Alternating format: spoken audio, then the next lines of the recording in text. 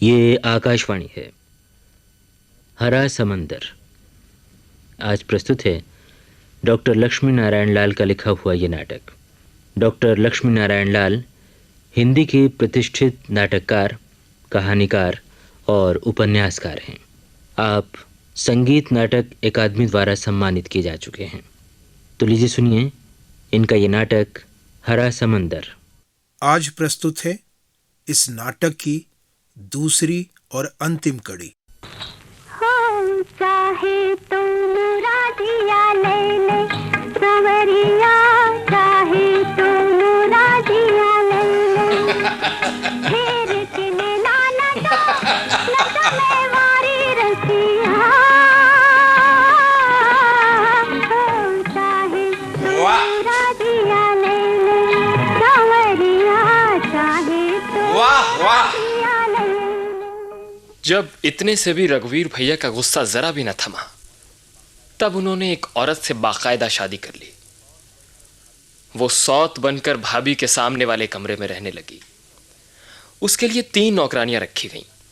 एक भोजन नाश्ता बनाती, एक नई दुल्हन की सेवा करती और एक गुलाब बहू से लड़ती। गुलाब भाभी को दिखा दिखा कर नई दुल्हन को सुबह शाम बादाम और चिरौंजी का उपटन लगाया जाता। 3 वक्त खाना, पुलाव, 2 प्याजा, रोगन जोश, बिरयानी। 3 समय नाश्ता, मिठाई, फल, नमकीन, दूध और अंडे। कभी कभी जूठन उठाकर भाभी के कमरे में फेंक दी जाती। गुलाब भाभी चुपचाप अपने कमरे में बैठी हुई ये सब देखती, सुनती और सहती। उन्हें अपने सत और धर्म का इतना भरोसा था, वे मुझसे अक्सर कहती, मेरे पति की ये रखेले न मुझे पराजित कर सकती हैं और ना ही मेरा कुछ बिगाड़ सकती हैं। बाद में जो हुआ उससे मुझे लगा जैसे गुलाब भाभी के पास कोई दैवी शक्ति है। मैंने उसका चमत्कार उसी महीने के भीतर देख लिया। भैया की नई दुल्हन को चेचक हुई और वो चटपट मर गई। पर भैया भी गजब के थे। उन्होंने कुछ ही महीनों बाद दूसरी शादी की, सरजू पार से आई हुई एक ठाकुर की लड़की से। सोनपत्ती नाम था उसका। इतनी सुंदर तो वो न थी, पर थी गजब किसने ही। वो क्या जाने किसी से कोई कुभाव रखना, हर दम हंसती रहती थी। गुलाब भाभी को वो दीदी कहती थी। दीदी जी, ओ दीदी जी, दरवाजा खोलो ना दीदी। कौन है? ओफो दीदी, रोज ही बताना पड़ता है। मैं हूँ सोनपत्ती। क्या है? उठिए, चलकर स्नान कर लीजिए ना। आज जरा मन कुछ ऐसा ही है। अच्छा, लाइए, आपका सर दाब दूं, पैर मल दूं? तुझे पता है, तेरे मालिक इस तरह तुझे मेरे संग देख लेंगे तो तुझ पर क्या बीतेगी? मारेंगे, यही ना। उन्होंने 2 बार मार तो लिया है, पर मैंने उनसे हाथ जोड़कर कहा कि इसमें मेरी दीदी का क्या कसूर। सच, आपका नाम लेते ही वो चुप उदास हो जाते हैं। छोड़ो इन बातों को, तुम जाओ अपने कमरे में। मैं स्नान कर लूंगी। लेकिन दीदी मैं... अरे जल्दी जाना, वो कहीं आ गए और तुझे मेरे कमरे में देख लिया तो गजब होगा। कुछ भी नहीं होगा। ओ सोनपत्ती, कहाँ है? आई। इतना रोकने पर भी तू उसके पास उठती बैठती है। तो इसमें बुरा क्या है? फिर जबान चलाई तो मैं तुझे जिंदा ही इसी आंगन में दफना दूंगा। खबरदार जो फिर उस चुड़ैल से बात की या उसके मनहूस कमरे में गई। चंदर, चंदर। जी भैया। इसी समय मिस्त्री और मजदूर बुला कर लाओ। आंगन के बीचों बीच आज ही ऐसी दीवार खिंचवा दो कि उस बदमिजाज घमंडी औरत से ना कोई मिलजुल सके, ना वो किसी का मुंह देख सके और ना ही उसकी कोई परछाई तक देख सके। जाओ। पर भैया... सवाल जवाब कुछ नहीं, जो कह दिया वो होगा। शाम तक दीवार खिंच जानी चाहिए। जी।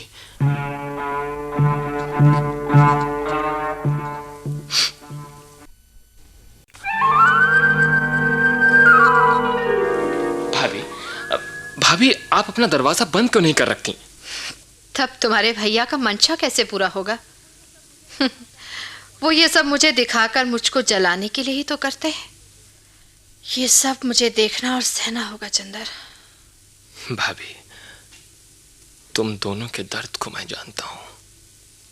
पर मेरा दर्द ही मेरी ताकत है चंदर। मैं इसी की आग से अपनी रक्षा करूंगी। देख लेना, तुम्हारे भैया की कोई भी रखेल मेरी सौत नहीं बन सकती। भाभी। हाँ हाँ, या तो मैं ही जिंदा रहूंगी या तुम्हारे भैया की रखेल। मेरे जीते जी मेरी कोई सौत नहीं बन सकती। गजब का था वो 1942 से 46 तक का जमाना। हर चीज महंगी होती जा रही थी, लेकिन भैया को क्या चिंता। मेरे हाथ में शाम के वक्त वो झोला पकड़ा देते थे, उसमें मैं झांक कर देखता, बस रुपए ही रुपए। बस्ती शहर से कार पर बैठकर भैया रात के समय अपने गांव पहुंचते। नशे में धुत रघुवीर भैया को संभाले मैं उनके कमरे में ले जाता। रघुवीर भैया तब उसी कमरे में से गुलाब भाभी का नाम ले लेकर भद्दी भद्दी गालियां देते। साली बदमाश गुलाबो, बड़ा घमंड था तुझे अपने गोरे रंग का। मैं सांवला हूं। बड़ी स्वर्ग की परी बनकर आई थी। तो जैसी औरत को मैं अपने पैरों की जूती समझता हूं। देख बदजुबान औरत, मेरा मौज मजा। गाओ, नाचो, जलाओ उस मुंह जली को, नाचो। हो चाहे तुम राधिया ले ले सवरिया, चाहे तुम राधिया ले ले फेर के लेना नटा मैं वारी रसिया। हो चाहे तुम राधिया ले ले सवरिया, चाहे तुम राधिया ले ले। जब इतने से भी रघुवीर भैया का गुस्सा जरा भी न थमा, तब उन्होंने एक औरत से बाकायदा शादी कर ली। वो सौत बनकर भाभी के सामने वाले कमरे में रहने लगी।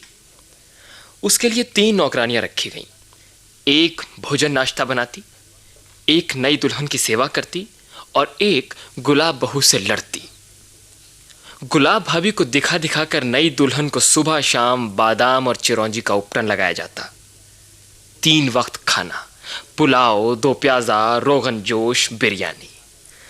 3 समय नाश्ता, मिठाई, फल, नमकीन, दूध और अंडे। कभी कभी जूठन उठाकर भाभी के कमरे में फेंक दी जाती। गुलाब भाभी चुपचाप अपने कमरे में बैठी हुई ये सब देखती, सुनती और सहती। उन्हें अपने सत और धर्म का इतना भरोसा था, वे मुझसे अक्सर कहती, मेरे पति की ये रखेले न मुझे पराजित कर सकती हैं और ना ही मेरा कुछ बिगाड़ सकती हैं। बाद में जो हुआ उससे मुझे लगा जैसे गुलाब भाभी के पास कोई दैवी शक्ति है। मैंने उसका चमत्कार उसी महीने के भीतर देख लिया। भैया की नई दुल्हन को चेचक हुई और वो चटपट मर गई। पर भैया भी गजब के थे। उन्होंने कुछ ही महीनों बाद दूसरी शादी की, सरजू पार से आई हुई एक ठाकुर की लड़की से। सोनपत्ती नाम था उसका। इतनी सुंदर तो वो न थी, पर थी गजब किसने ही। वो क्या जाने किसी से कोई कुभाव रखना, हर दम हंसती रहती थी। गुलाब भाभी को वो दीदी कहती थी। दीदी जी, ओ दीदी जी, दरवाजा खोलो ना दीदी। कौन है? ओफो दीदी, रोज ही बताना पड़ता है। मैं हूँ सोनपत्ती।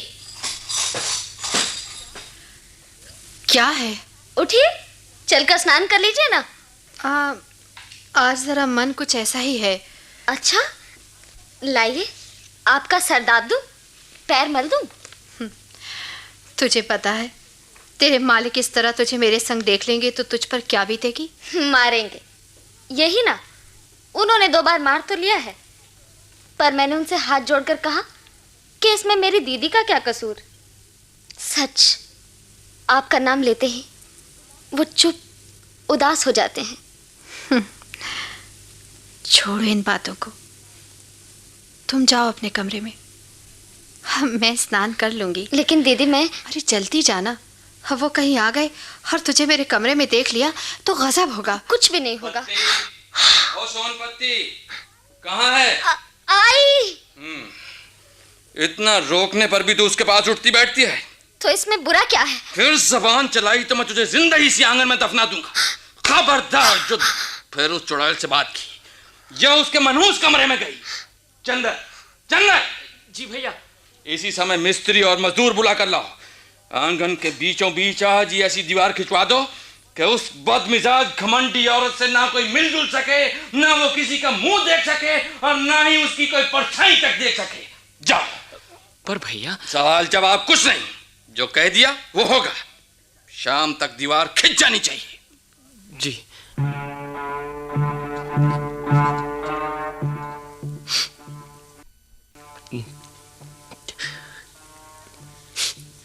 चंदर भैया, तुम क्यों रो रहे हो?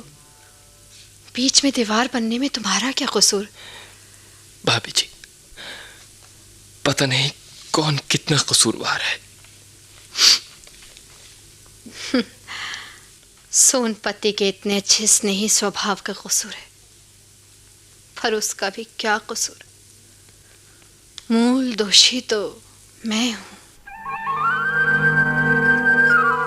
दीवार खिंच गई। सोनपत्ती पूर्व ओर के खंड में और गुलाब बहू पश्चिम ओर, बीच में दीवार। रघुवीर भैया अब गांव में बहुत कम आते थे। सोनपत्ती के लड़का हुआ था तो भी भैया बहुत कम गांव आते थे, कहीं 15-20 दिन में सिर्फ एक रात के लिए।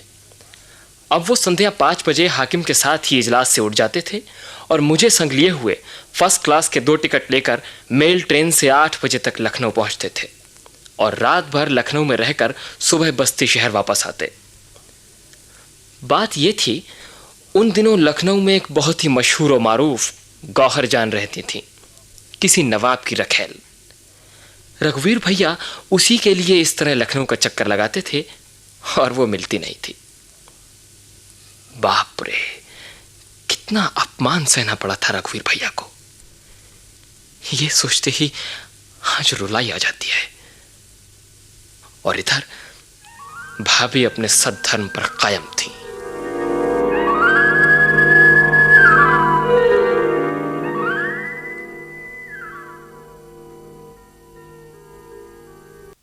चंदर भैया, यहाँ आंगन में खड़े खड़े क्या सोच रहे हो?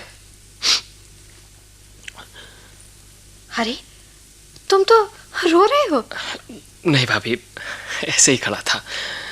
आओ, मेरे कमरे में चलकर बैठो ना। अब या कि तुम्हें भी अपने भैया की तरह मुझसे बदला लेने की कसम खा रखी है? भाभी, ऐसा क्यों सोचती हो? ऐसा ना बोलो। मेरी तो ज़बान ही जली हुई है। एक दिन इसी तरह जलती हुई चिता की आग में बैठ जाऊंगी, पर मेरी ये ज़बान शायद तब भी न ठंडी हो। भाभी, कुछ और बातें करो। तुम शर्माओगे तो नहीं? भाभी, तुम्हारे भैया का जी कब शांत होगा? मतलब? मैं सदा उनकी प्रतीक्षा अपने इसी कमरे में बैठी हुई करती रहूंगी। उन्हें एक दिन मेरे इस कमरे में खुद आना ही होगा। काश ये जल्दी होता। मेरी प्रतीक्षा में कहीं कुछ जल्दी नहीं है। पर मुझे तो जल्दी है। हो अच्छा, अब समझी। इस झगड़े के कारण तुम्हारी शादी रुकी हुई है। भाभी, ऐसा मत कहो। देवर बाबू, तुम्हें तो लड़की होना चाहिए था। मैं कब की तुम्हारी शादी कर देती और अब तक तो तुम 3-4 बच्चों के बाप बन गए होते। और अब तक तुम भाभी? मैं? हाँ, सच कहूँ चंदर भैया, मैं माँ हूँ ऐसा मुझे अब अनुभव होने लगा है। सोनपत्ती को बच्चा हुआ है, मैं उसे जब भी गोद में लेकर खिलाती हूँ तो लगता है मैं उसकी माँ हूँ। उस क्षण मुझे लगा जैसे गुलाब भाभी के उस पीले मुख पर कुछ बरस रहा हो। जीवन राग, स्नेह, माया, ममता और उसके भीतर का वो स्त्रीत्व और उसकी महिमा। उस दिन गुलाब भाभी ने बिल्कुल अलग नए चूल्हे पर भोजन बनाया। अमृत जैसा स्वाद। भोजन मैं कर रहा था, भाभी पंखा झलती हुई धीरे धीरे गुनगुना कर गाने लगी। उन्हें पतिया हो मोहि रही लोन जा, यही पार गंगा वही पार जमुना, विचना सूरत मोरी कह लो न जा। कौन पठावे उन्हें पतिया हो, मन, प्राण, आंख सुरताल में डूबकर गाती हुई भाभी को मैं देखने लगा। भाभी की दोनों कलाइयों पर चूड़ियों के बीच धागे में प्रेम बूटी की जड़ बंधी है। एक दूसरा तावीज मोर पंख में बंधा हुआ उनके गले से झूल रहा है। दोनों गोरी गोरी बाहों पर दो दो गंडे बंधे हैं। हम भोजन के बाद बरामदे में आ खड़े हुए। गुलाब भाभी एक टक आंगन में खिंची हुई दीवार को निहार रही थी। मुझसे रहा नहीं गया। क्या है भाभी, उस दीवार पर क्या देख रही हो? क्या करूं देवर राजा, जब मैं इस दीवार को निहारती हूं तो मुझे उस प्यारी सोनपत्ती की याद आने लगती है। कैसा दिल था उसका। सच चतर, वो सोनपत्ती मुझे इस तरह याद आती जैसे वो मेरी बेटी हो, मेरी बेटी हो।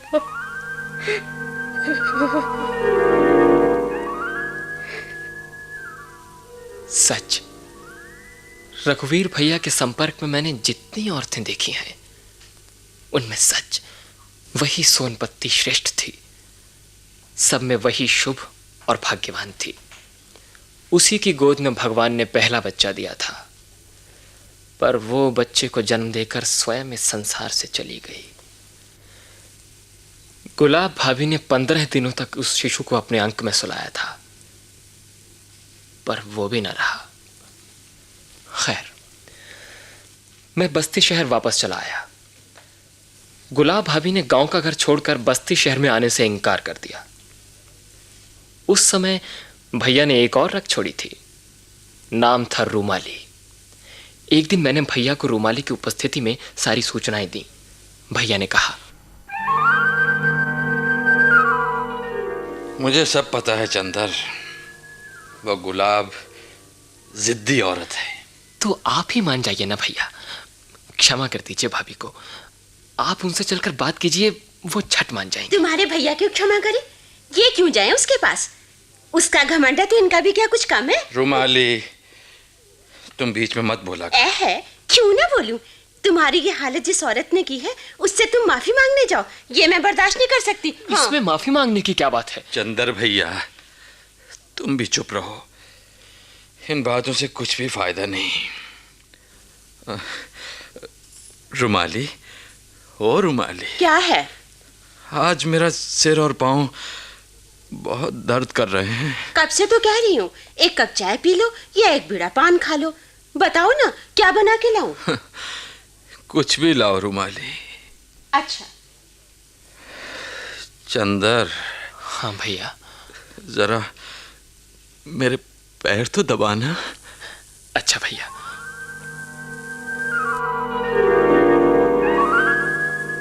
मैं भैया के पैर दबाने लगा। मुझे सब पता है भैया के सिर पैर में अब क्यों दर्द होता है। मुझे मालूम है उस दर्द का भी दर्द। इस तरह उस माह का अर्ध नक्षत्र बीत गया। पुनर्बसु खूब बरसा। सरजू के कगार पर फिर वही पपीहा बोला। रघुवीर भैया छुट्टी लेकर बहुत बहुत दिन बाद इस बार अपने गांव आए। रघुवीर भैया घर के भीतर नहीं जाते, बाहर ही बुढ़ऊ बाबा के हाथ का बना भोजन करते। इस साल अमराई में जितनी ही अधिक आम की फसल आई थी, उससे भी ज्यादा इस समय सरजू नदी में बाढ़ आई थी। हर रात वर्षा होती और हर वक्त सरजू का पानी गांव के कगार को काटता चला आता।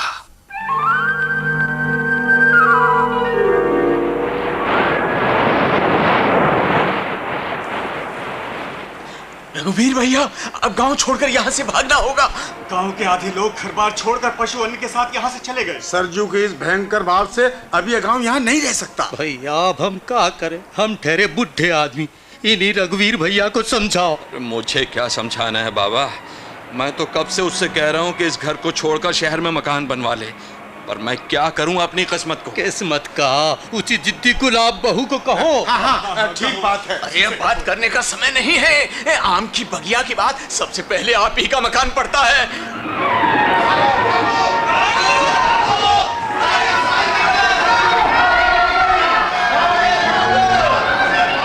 चंदर, चंदर, क्या है भैया? भाभी से कहो वो फौरन घर से बाहर आ जाए। ये घर अब खतरे से खाली नहीं। अब घर किसी भी समय सरजू की धार से कट सकता है। जाओ चंदर, तुम मेरा मुंह क्या तक रहे हो, जाओ ना। भैया, भाभी के कमरे में आपको एक बार जाना होगा। बिना आपके कहे वो इस घर से बाहर नहीं निकल सकती। ये असंभव है। तो ये भी असंभव है कि भाभी अपने उस कमरे से बाहर निकले। चंदर, मैं तेरे पैर पड़ता हूँ, तू अपनी भाभी से जाकर कह दे कि वो मुझ पर दया करके इस खतरनाक घर से बाहर निकल आए। भैया, एक बार आप खुद भाभी के कमरे में जाकर उनसे स्वयं क्यों नहीं कहते? चंदर, ये तू क्या कह रहा है? तुझे कुछ पता भी है? मुझे सब पता है भैया, तभी तो मैं कह रहा हूँ। मैं कैसे अपना सीना चीर कर दिखाऊं कि मैं अबू को। भैया, ये आप क्या बड़बड़ा रहे हैं? चंदर, चंदर, मुझ पर कृपा कर। किसी तरह से भी तू मेरी गुलाब को इस घर से बाहर निकाल दे। अगर उसे कुछ हो गया तो मैं पागल हो जाऊंगा। भैया, मेरी उससे लड़ाई प्यार में अहंकार की है। ये ऐसा तूफानी हरा समंदर है जिसमें मैं पिछले 20 वर्षों से डूबता लड़ता रहा हूँ। उसे बचाओ चंदर, बचाओ। मैं आज दुनिया जहान को बताना चाहता हूँ कि गुलाब मेरी वो कश्ती है जो मेरे इस समंदर में पाल फैलाए खड़ी है। जाओ, जाओ चंदर, जाओ। मेरे अंदर जाने से कुछ नहीं होगा भैया, मैं आपके पांव पड़ता हूँ। आप भाभी की जिंदगी और प्यार के लिए एक बार अंदर चलिए। अंदर चलूं?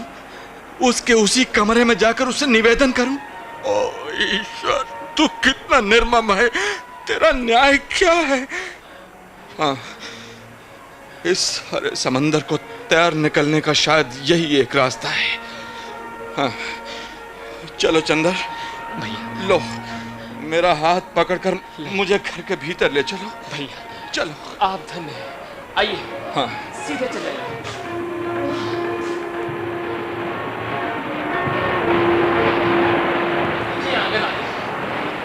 भाभी, भाभी,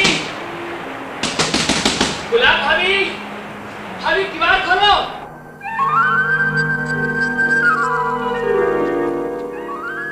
पर भीतर से कोई उत्तर नहीं। कमरे के भीतर से किवाड़ के दरार से हल्की सी रोशनी छनकर बाहर आ रही थी। मैंने उसी दरार के रास्ते भीतर देखा, भैया को दिखाया।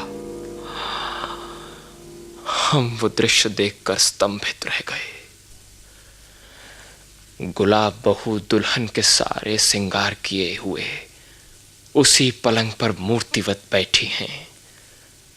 अंग अंग पर आभूषण, माथे पर वही सुहागरात वाली बिंदी, मांग में अग्नि की तरह दहकता हुआ सिंदूर, जैसे दीवट पर दिया जल रहा है। दुल्हन की उसी भंगिमा में गुलाब बहू अविचल शांत बैठी हैं।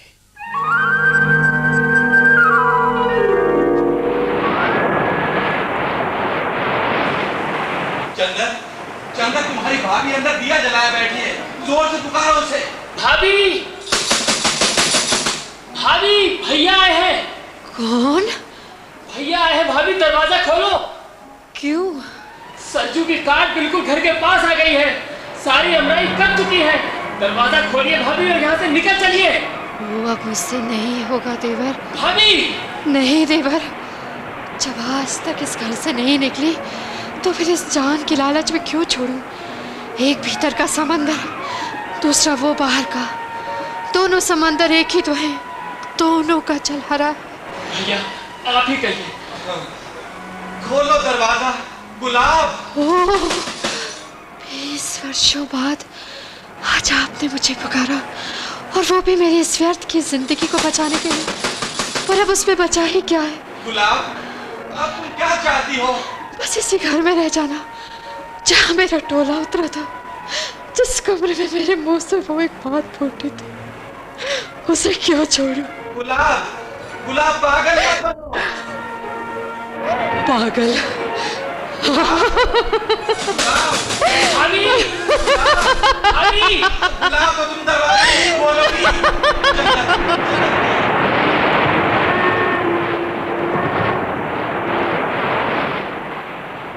कौन पठाए उन्हें पतिया हो, मोहि रही लो न जाए। यही पार गंगा, वही पार जमुना, यही पार गंगा, वही पार जमुना।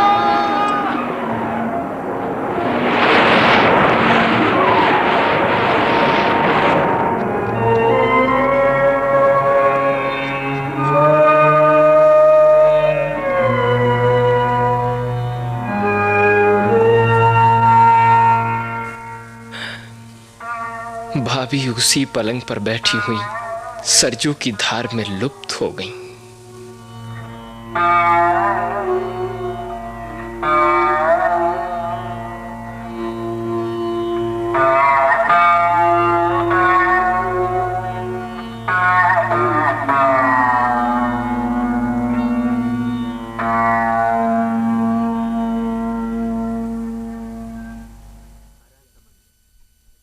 हरा समंदर।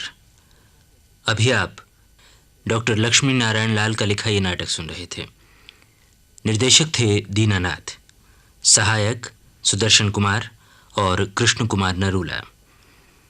भाग लेने वाले कलाकारों के नाम इस प्रकार हैं: श्याम अरोड़ा, नीरज शर्मा, जैमिनी कुमार वीरेंद्र, बलराज बट्टा, भूपेंद्र कुमार, शमशेर सिंह ठाकुर, सुचित्रा गुप्ता और नादिरा बब्बर। अभी आप इस नाटक की दूसरी और अंतिम कड़ी सुन रहे थे। केंद्रीय नाटक एकांश द्वारा तैयार किए गए इस नाटक को आकाशवाणी के दिल्ली केंद्र से प्रसारित किया गया।